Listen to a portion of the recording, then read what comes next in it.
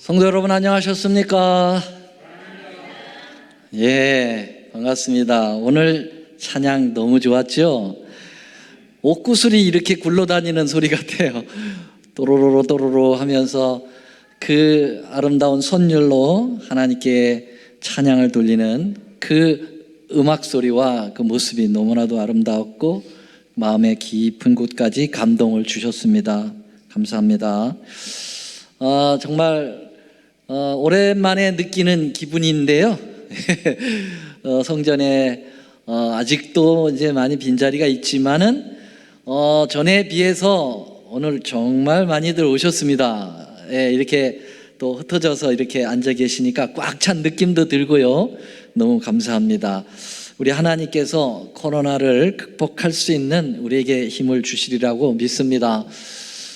가정에서 함께 이 방송에 귀 기울여 주시는 성도 여러분들 진심으로 환영하고 감사합니다. 또 우리 본교회 성도뿐만 아니라 또 여러 곳에서 이 방송으로 예배를 드리는 우리 성도님들이 계시더라고요.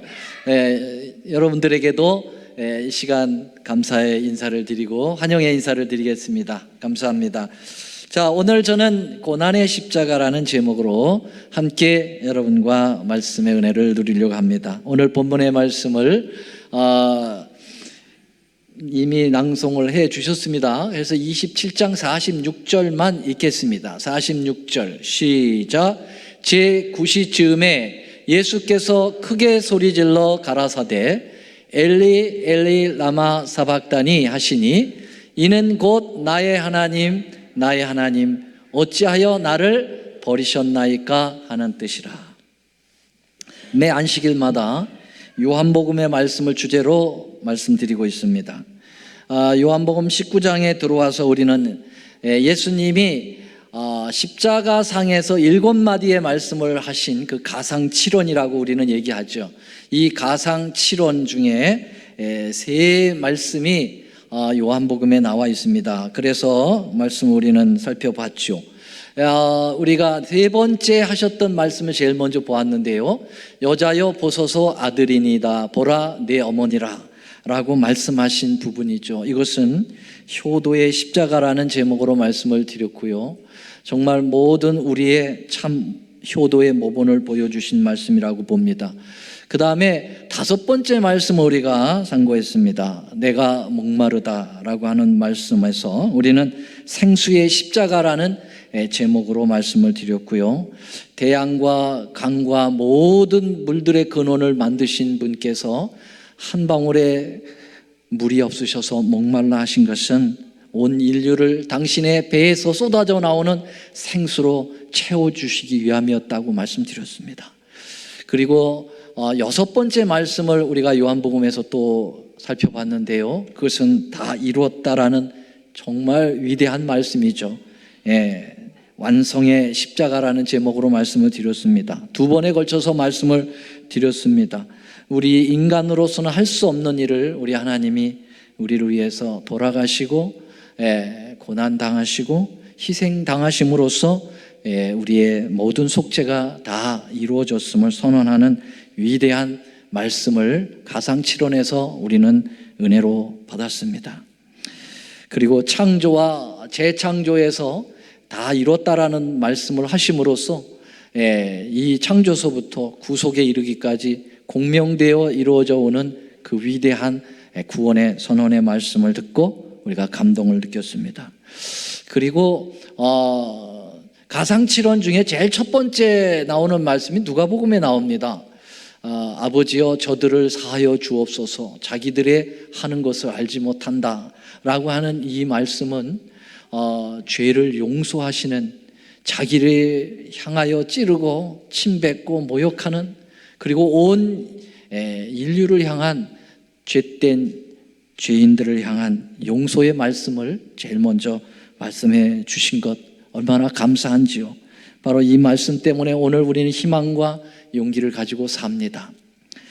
그리고 지난 안식일에 말씀드린 두 번째 가상칠언의 두 번째 말씀이죠. 내가 진실로 내게 이르나니 오늘 내가 나와 함께 낙원에 있으리라. 여러분, 이 말씀은 예수님이 누구에게 하신 말씀이었죠? 한편 강도에게 주신 말씀이었습니다. 정말 강도가 한 짓은 강도짓밖에 없었고, 정말 모든 삶이 죄로 얼룩진 절망의 사람이라고 할 수 있을까요? 그럼에도 불구하고 예수님은 그가 단숨에 회개하고 하나님 앞에 낙원에 갈 때 기억해달라고 요청한 그 기도를 응답하셔서 바로 구원을 선언해 주셨습니다. 오늘 내가 낙원에 나와 함께 있을 거다 라고 말씀하셨습니다. 자, 오늘은 가상칠언 중에 네 번째 말씀을 드리겠습니다. 엘리 엘리 라마 사박다니 하시니 이는 곧 나의 하나님 나의 하나님 어찌하여 나를 버리시나이까 라는 뜻이라고 그랬습니다. 여러분, 이것은 예수님께서 십자가에서 던지신 말씀이라기보다는 어쩌면 절규죠. 부르짖음이죠. 애절하게 부르는 절규라고 볼 수가 있겠습니다. 이 절규하면은 언제나 제 머리에 떠오르는 것이 있는데요. 34년 전의 일입니다. 제가 목회를 1986년에 목회를 나왔습니다. 지금부터 34년 전입니다. 첫 목회지가 서울에 있는 상계동 교회였는데요. 목회 나온 지 얼마 안 돼서 한 분의 소개로 암 환자를 소개받았습니다. 물론 우리 교인이 아니었어요. 구도자였죠. 방문을 갔더니 보통 그 암 환자들은 50대, 60대 이렇게 많지 않습니까? 그런데 방문을 갔는데 아주 새파란 젊은이가 머리가 다 그 항암 치료로 빠진 상태에서 아주 헬쓱한 얼굴로 앉아 있었습니다. 나이를 물어보니까 29살에 위암 말기에 판정을 받은 것입니다. 너무 안 돼 보였어요. 갓 결혼했더라고요. 그래서 그 아내가 앉아 있는데 임신 6개월이랍니다. 몇 차례 방문하지 않아서 연락을 받았는데 사망했다고 했습니다. 서울위생병원에서 장례식이 있었습니다. 찾아갔죠. 장례식이 거의 마칠 즈음에 그 아내가 부르짖는 소리를 들었습니다. 절규의 소리를 들었습니다. 석규 씨, 나 혼자 어떻게 살아? 어떻게 살라고 먼저 가? 그러면서 그 새댁의 그 낭낭한 절규 소리가 얼마나 가슴을 저며오는지, 34년이 지난 이 시간에도 그 소리는 절규라고 하는 생각만 하면은 그 소리가 들리는 듯합니다. 예수께서 절규하신 엘리 엘리 라마 사박다니라는 말씀은 아람어입니다. 공의를 지키기 위해서 자비를 버릴 수 없었던 하나님께서 아들을 이 땅에 보내시고 우리가 당해야 될 죽음을 다 당하시고 고뇌와 고통을 당하시면서 마지막 부르짖는 그 모습은 정말 우리의 가슴을 저며와야 합니다. 사실 이 절규는 하나님 아버지와 하나님 아들 둘이 함께 절규하는 것이라고 생각합니다. 그러므로 엘리 엘리 라마 사박다니라고 하는 이 절규는 갈바리 산상을 떠나서 온 지구의 산하를 울리고 그리고 태양계를 거쳐서 온 우주까지 공명되어 울려 퍼지는 그러한 우주의 절규라고 생각합니다. 온 천사들이 이 모습을 참아 보기가 어려워서 다 날개로 얼굴을 가리우고 하나님 아버지는 차마 그것을 볼 수가 없어서 암흑으로 세계의 그 갈바리 산을 덮어버렸습니다. 온 우주의 거민들은 이해할 수 없는 이 창조주의 고통의 부르짖음에 의아하면서 정막 속에 거했을 것입니다. 이 세상에 존재하는 어떤 부르짖음 중에도 가장 큰 고뇌의 부르짖음이요, 가장 처절한 외침이요, 이 절규는 얼마나 처절했던지 십자가에서 부르짖는 그 부르짖음이 있기 전에 적어도 1000년 전에 다윗의 시를 통해서 이 부르짖음을 미리 주님께서 말씀하셨습니다. 시편 22편 1절에 내 하나님이여, 내 하나님이여 어찌하여 나를 버리셨나이까? 어찌 나를 멀리하여 돕지 아니하십시며 내 신음하는 소리를 듣지 아니하시나이까? 이것은 결코 다윗의 개인적인 신음소리요 절규가 아닙니다. 그 시편 22편 그 뒤에 부분을 쭉 보게 되면은 바로 십자가의 사건이 재현되고 있어요. 사람들이 겉옷을 제비 뽑아 하는 모습도 거기에 표현되었고요. 사람들이 머리를 흔들면서 조롱하는 모습도 거기에 표현되어 있고요.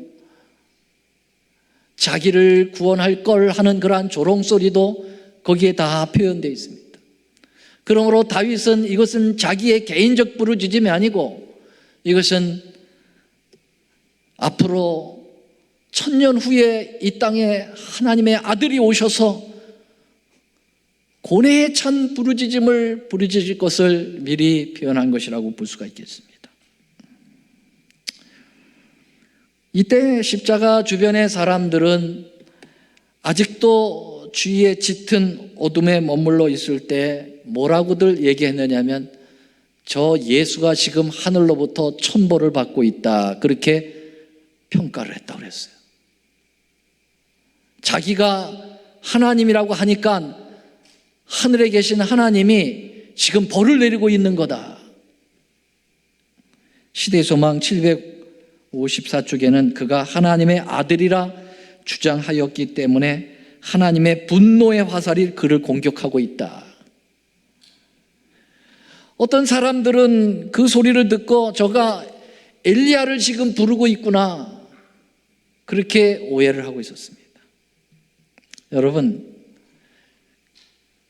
그렇게 그들 자신들의 죄 때문에 그 죄를 다 가져다가 죄 자체가 되셔서 하나님 아버지와 영원히 끊어지는 두려움과 고뇌 속에서 대속의 고통의 그 아픔 속에서 죽어가며 부르짖는 그 울부짖음에 대해서 사람들은 어떻게 그렇게 오해를 하고 곡해를 할 수 있을까?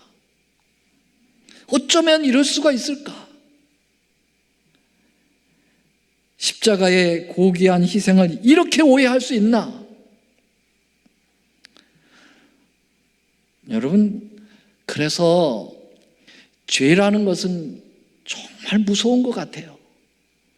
죄는 단순하지 않아요. 우리는 죄를 너무 쉽게 생각하고 있는지도 모르죠. 우리가 오늘날 저지르는 그 죄 하나하나에 창조주 하나님께서 이렇게 부르짖는다는 생각을 해보셔야 될 거예요. 내 죄 때문에 저런 고통의 절규를 하고 계시구나. 여러분, 죄는 결코 쉽게 해결되는 문제가 아닙니다. 죄를 해결받기 위해서는 창조주가 죽는 겁니다. 창조주의 그 고뇌에 찬 절규가 있어야 여러분 죄가 해결이 된다는 거죠. 죄를 결코 쉽게 생각해서는 안 될 겁니다. 그 장엄한 속죄 현장에서 직접 눈으로 목격하고 직접 귀로 고막이 터질 정도로 그 소리를 들으면서까지도 곡해하고 있는 그들의 모습에서 우리는 이 사단의 잔인함과 죄의 처절함을 생각하게 됩니다. 하늘은 얼마나 놀랐는지 캄캄한 칠흑이 되고 번개가 번쩍이며 하늘은 몸부림치고 있었습니다. 어제 이 말씀을 준비하는 그러한 시간인데 얼마나 천둥과 벼락이 몰아치든지 정말 놀랐어요. 마침 제가 이 말씀을 막 준비하는 시간인데 그 벼락을 치는데요,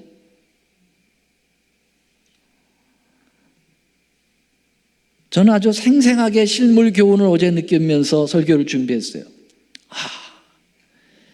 얼마나 이 하나님의 아들이 절규하는 모습이 괴로웠으면 하늘이 여러분 이렇게 몸부림을 치고 있구나. 지진이 일어났다고 그랬어요.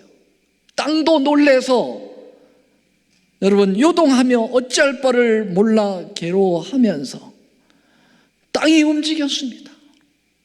그런데 여러분 온 천하 만상이 다 이 창조주 하나님이, 하나님의 아들이 죽어가는 이 모습을 그렇게 괴롭게 함께 반응했거늘 오직 죄된 인간들만이 그 부르짖음에 동참하지 않고 오히려 이상한 오해를 하고 전혀 자기들과 상관없는 것처럼 여전히 조롱해대고, 그리고 2000년이 지나오는 세월 속에서도 얼마나 많은 사람들이 이 십자가에 대한 진정한 의미를 모르고 하나님에 대한 모독의 행동을 저지르고 마치 하나님이 아무 일도 이 세상에 안 하신 것처럼 생각하며 사는 그런 모습들, 참으로 우리가 이런 하나님의 말씀 가상칠언에서 생각을 좀 해봐야 되지 않겠습니까? 제2차 세계대전 때 태국의 콰이어강의 교량을 건설할 때 일본군은 포로로 잡아온 연합군, 특별히 영국 군인들을 노동력 강제로 사용하면서 일을 진행시키고 있었습니다. 하루는 아주 중요한 이 다리 교량을 건설하는 데 필요한 아주 중요한 툴, 그거 없으면은 일을 진척시킬 수 없는 아주 중요한 도구가 감쪽같이 없어진 거예요.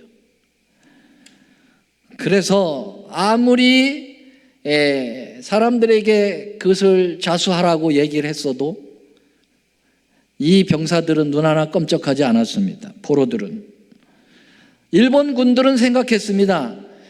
이 다리 교량을 건설을 지연시키기 위하여 일부러 이놈들이 누군가가 하나, 이 포로 중에서 하나가 이걸 갖다 버렸다라고 생각을 하고 사방에다가 기관총을 걸어놓고 시간을 주면서 이제 열을 셀 동안에 나오지 않으면 다 쏴 죽여버리겠다고 이 방아쇠를 당기고 방아쇠 저기를 풀고 이제 방아쇠에 손을 얹고 사방에서 겨냥을 하고 있었습니다. 그리고 장교는 외칩니다. 하나, 둘 외칩니다. 그래도 요동하지 않습니다. 아무도 요동하지 않아요. 6, 7, 8, 이제 열만 세워지면 틀림없이 불을 뿜을 듯한 그러한 분위기였습니다. 그때 아홉할 때 한 사람이 나갔습니다. 내가 그렇게 했다고 그랬어요. 내가 그 툴을 저 늪에다가 던져버렸다고 그랬어요. 다시는 꺼낼 수 없는 늪에다 던져버린 거예요. 그 소리가 끝나자마자 기관총이 그를 향하여 난사했습니다. 온몸이 벌집이 되어서 정말 비명을 지르면서 절규하면서 그 병사는 죽어갔습니다. 피를 토하고 죽어갔습니다.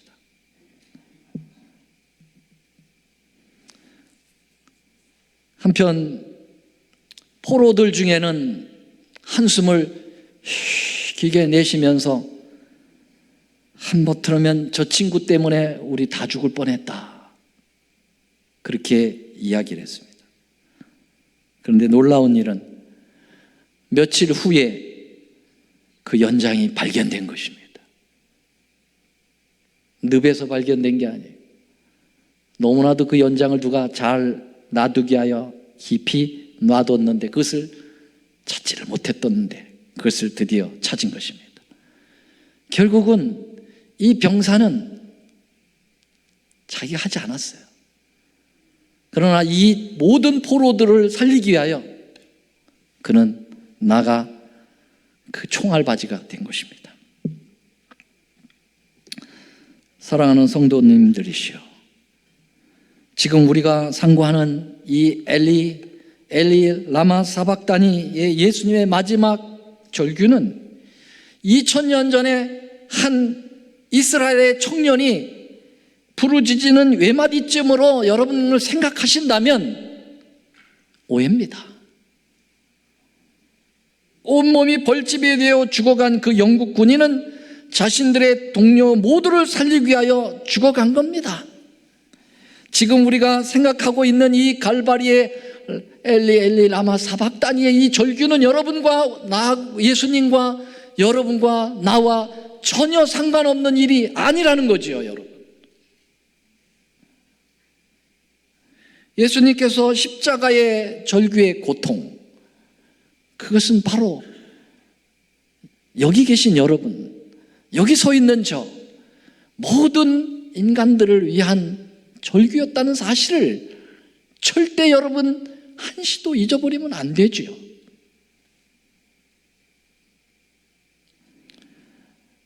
예수님의 그 고통의 절규는 이런 절규라고 시대의 소망에서 이야기하고 있습니다. 이제 영광의 주께서는 인류를 위한 대속물로서 운명하고 계셨다. 그분의 귀중한 생명을 거두실 때 그리스도께서는 승리의 기쁨으로 들뜨지 않으셨다. 모든 것을 숨이 막힐 듯이 침울했다. 그분을 억누르고 있는 것은 죽음의 공포가 아니었다. 그분이 절규한 것은 죽음이 공포를 느꼈기 때문이 아니라는 겁니다. 그것 때문이 아니에요. 그분에게 말할 수 없는 고민을 자아나게 한 것은 십자가의 고통과 치욕도 아니었다 그랬어요. 그리스도께서는 고통당하는 자 중에 제1인자였으나 그분의 고통은 뭐 때문에 고통했는가? 죄의 유해성, 죄 때문이라는 거예요. 죄의 유해성을 느낀 데서 오는 고통, 그리고 인간이 죄에 익숙해 있기 때문에 죄의 흉악성을 알지 못하는 것을 아시는 데서 오는 고통이었다 그랬어요. 여러분, 예수님의 십자가의 가장 큰 고통과 절규는 그것은 죄를 너무나도 모르는 인간들 때문이었다는 거죠. 죄를 너무나도 가볍게 여긴다는 것이죠.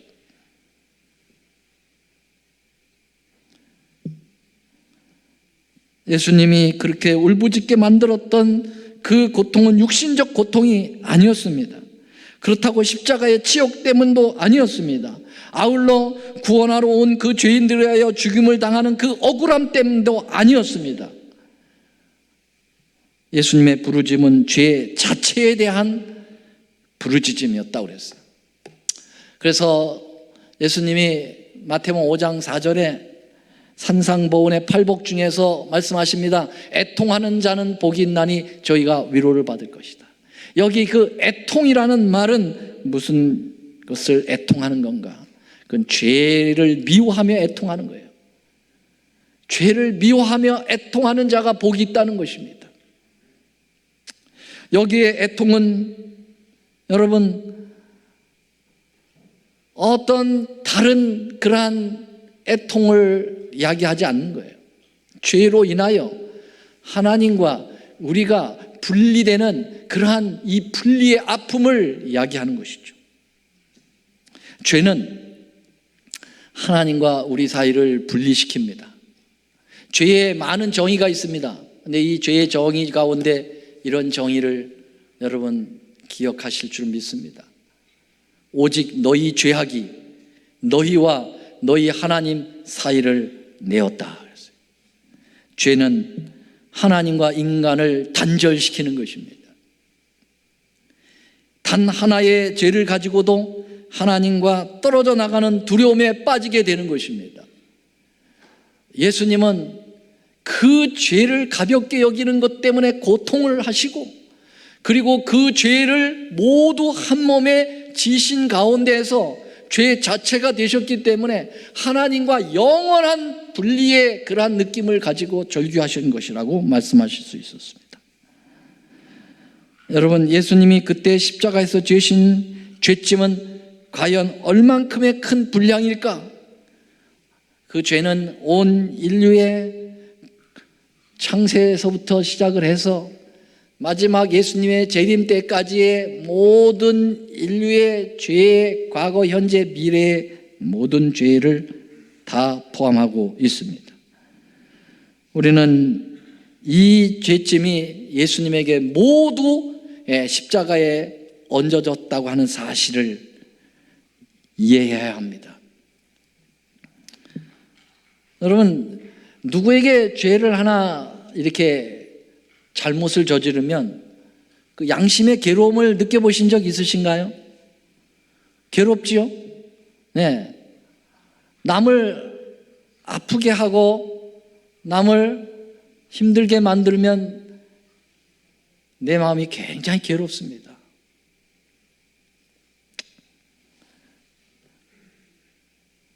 어떤 때는 잠도 안 오고 밥도 잘 안 넘어갈 정도로 미안하고 죄스러움, 죄책감을 느낄 때가 많이 있죠.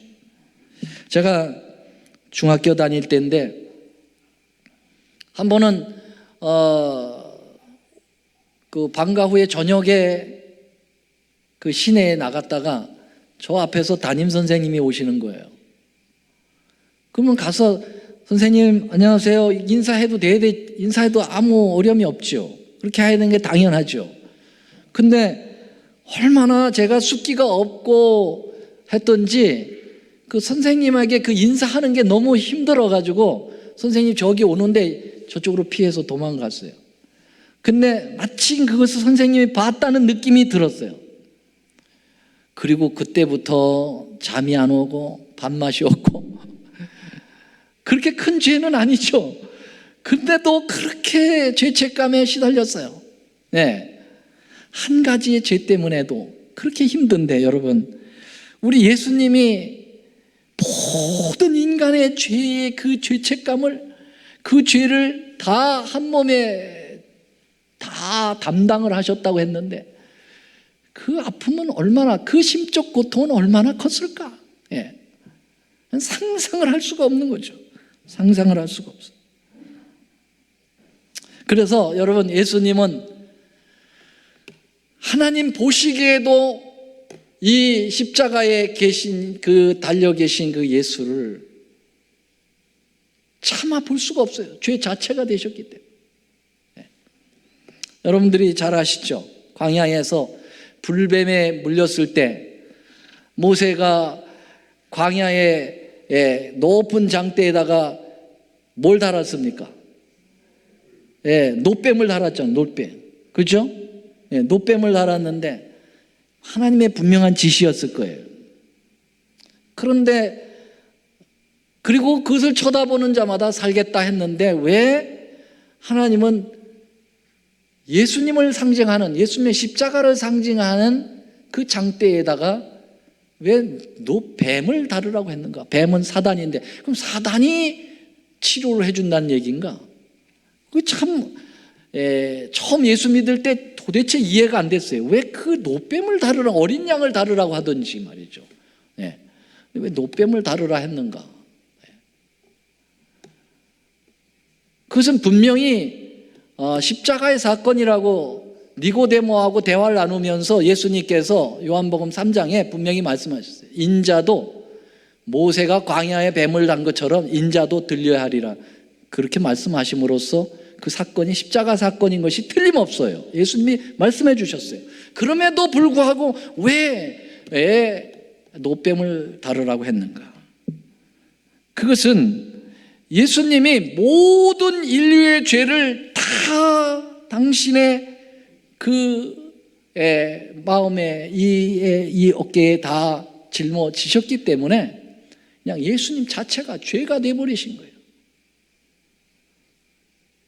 그래서 이 사단의 그 악한 그 죄의 그 전체가 되어버린 것처럼 됐기 때문에 죄를 담당하신 예수님의 모습을 쳐다보면 산다고 하는 그러한 의미에서 주님이 노뱀을 다루라고 한 것입니다. 여기 시대의 소망에도 이렇게 이야기하고 있습니다. 성난 파도를 잔잔케 하시고 거품이 이는 파도 위에 걸으셨으며 귀신들로 떨게 하시고 질병이 물러가게 하셨으며 소경의 눈을 뜨게 하시고 죽은 자를 살리셨던 그분이 자기 자신을 제물로 십자가 위에 바치셨다. 이것은 다 그대를 사랑하기 때문에 그렇게 하신 것이다. 죄를 짊어지신 그분은 거룩한 공의의 진노를 견디시고 그대를 위하여 죄 그 자체가 되셨다. 죄 자체가 되셨다고 이 영감의 글도 말씀을 하고 있습니다. 물론 예수님은 죄를 지은 죄인은 아니라고 하는 사실은 아시죠? 예수님은 죄를 알지도 못하신 분이고 그는 아예 태어날 때부터도 죄와 상관없이 태어나셨고 그리고 죄와 상관없이 사셨습니다. 그럼에도 불구하고 그분은 온 인류를 죄를 다 담당하여 죄 자체가 되신 것입니다. 이런 엄청난 죄들이 예수님의 마음에 하나님과 영원히 끊어져 버릴 것만 같은 절망적 심리 상태를 만들어서 자연적으로 그 입술이 거쳐서 터져 나온 부르짖음이 엘리 엘리 라마 사박다니, 아버지 아버지 왜 나를 버리시나이까. 여러분, 예수님께서 십자가에 달리실 때 도와줄 수 있는 사람은 아무도 없었습니다. 밑에서는 조롱을 해야 되고, 옆구리를 찌르고 난리를 치고 있고, 하늘에서는 하나님 아버지도 차마 그 죄 자체가 되신 예수님을 도우실 수 없어요.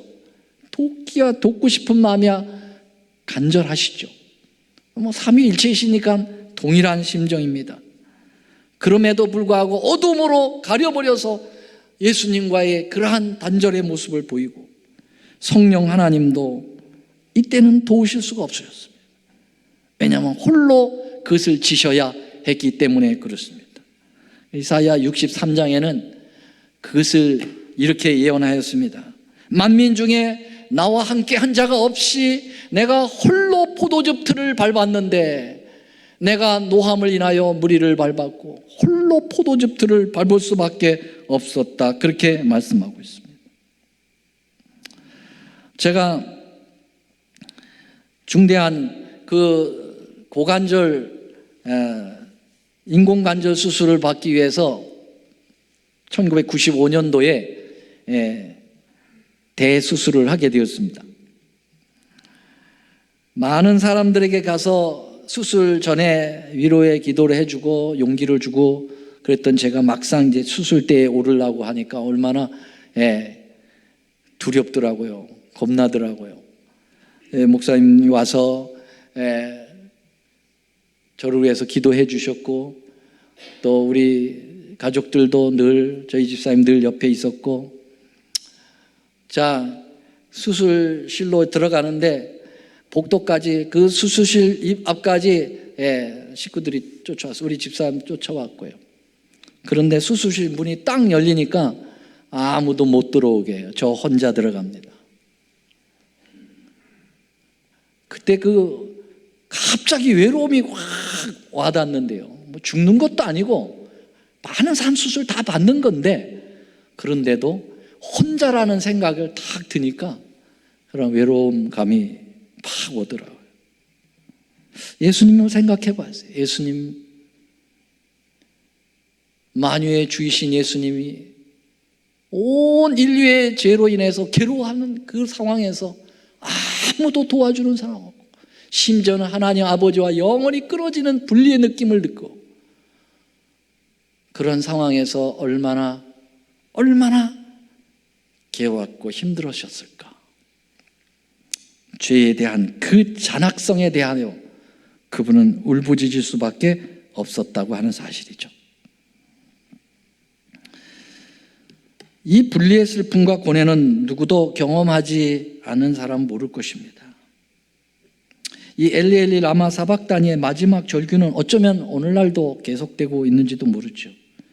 하늘 지성소에서 나의 피 하면서 절규하는 절규가 있었다고 증언의 말씀은 이야기하고 있습니다. 여기 초기 문집 37, 38쪽에 보면 나는 네 천사가 해야 할 일을 받아가지고 지상으로 가는 것을 보았으며, 예수께서는 제사장의 옷을 입으시고 동정어린 눈으로 남은 무리를 지켜보시면서 두 손을 지켜들고 가진 연면이 섞인 음성으로 나의 피 하고 부르짖는 것을 보았다 그랬습니다.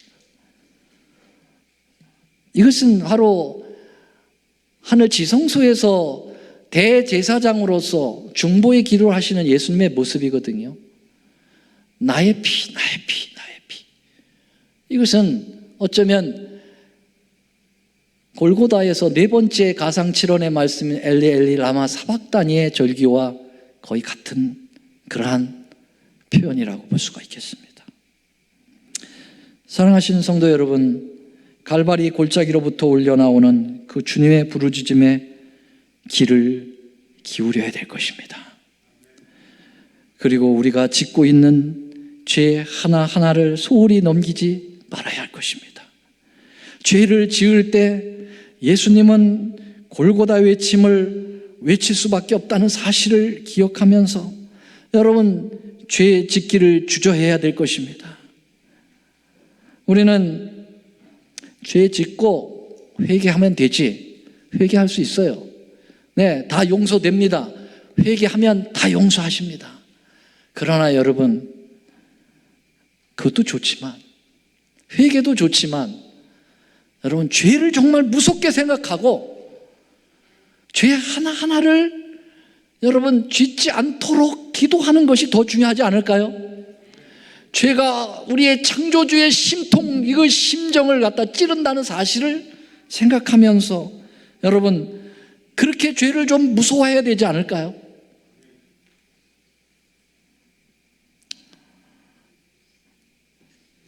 그래서 우리가 중요한 것은 십자가라고 하는 이 놀라운 이 도를 마음에 새기고 사는 것입니다. 십자가의 도가 멸망하는 자들에게는 미련한 것이요 구원을 얻는 우리에게는 하나님의 능력이라.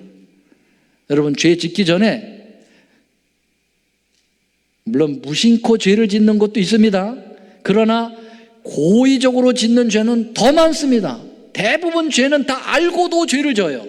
그렇지요? 저도 그렇습니다.